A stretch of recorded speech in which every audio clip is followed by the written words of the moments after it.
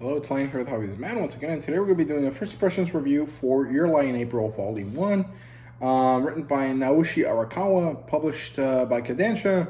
The demographic for this is shonen, and the genres here are romantic drama, and I personally would consider it a coming-of-age story as well, but I've not seen any place that labels it as such, but reading the first volume, I feel like it does kind of have that vibe to it, so I'm going to add that in here. It does have an adaptation. I think it's a very popular one. I remember certain friends of mine talking about this. And after reading this, I do think that I'm going to prefer the adaptation over the source material just because of the nature of the story and what the main, I don't want to say gimmick, but the main gimmick of the story is, right? So what's the story about? The premise here is basically that there's this kid. What's his name? Yosei? Something like that? I don't know. Whatever. It doesn't really matter. The characters' names are not important. Basically, there's a boy. He's a pianist.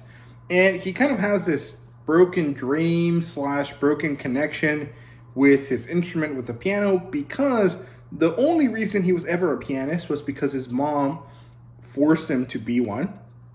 And it seems like his mother was someone that wanted to be an important pianist, an important, artist, and she never managed to do that. And so she forced her child to achieve what she couldn't achieve. And eventually, he was passionate enough about it because he wanted to make his mom happy. And she had some sort of sickness. And so he does this. He manages to achieve something that she wanted him to achieve, and she dies. Eventually, this causes him to kind of have this horrible relationship with his piano. And so one day he stops being able to play, kind of like a mental block sort of thing. And after that, he kind of goes on his life, kind of just being just a normal kid, right? With this kind of sad hidden past. Eventually, somehow, he ends up meeting this wild girl, very vivacious, crazy, wonderful, manic, pixie girl kind of person. And she happens to be a violinist, and she's very interested in music. And so she kind of changes his life. She changes his outlook by, first of all, interacting with him in such a wild way, but then also by playing music for a for a competition in a way that is not supposed to work for a competition, but that just showed her amazing style and her personal mark on that music in such a way that it really inspired this guy, right? And so it turns out that he's kind of in love with her, or well, he kind of has a crush on her. And one of his buddies talks to him about it.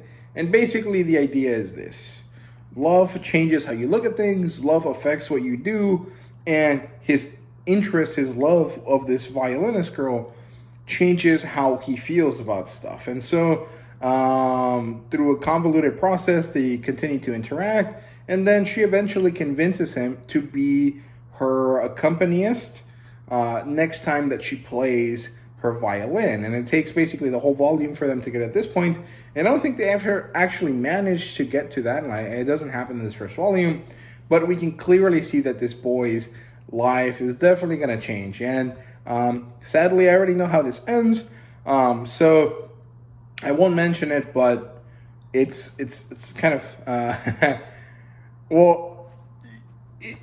it's kind of really sad, and it has that kind of John Green vibe to it, and I'm kind of interested in it, honestly.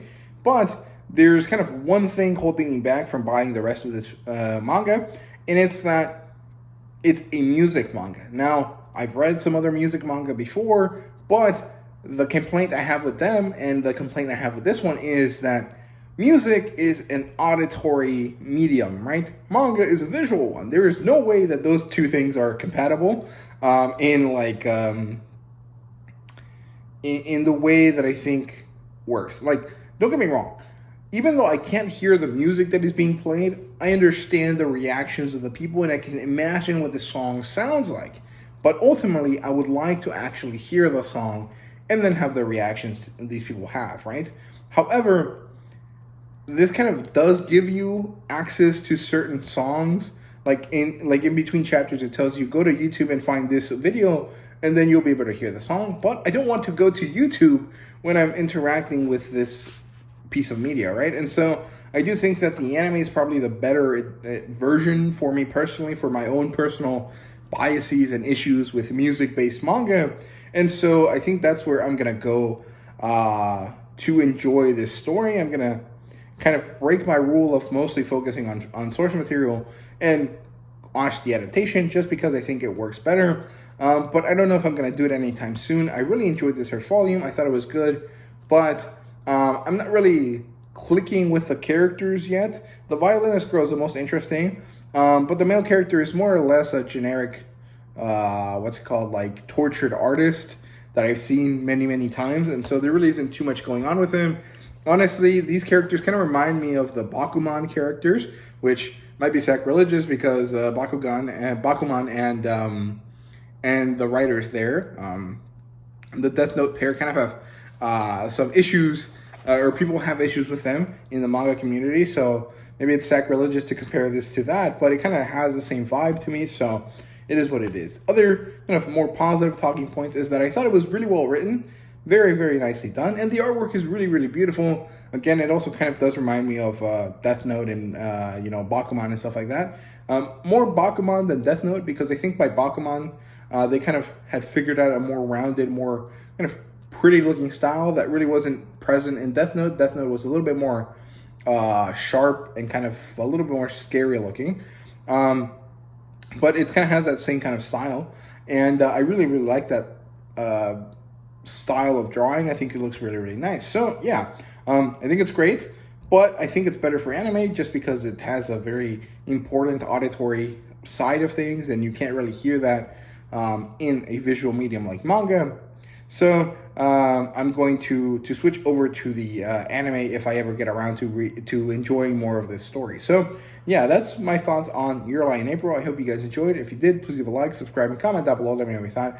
And thank you guys very much for watching. See you guys later.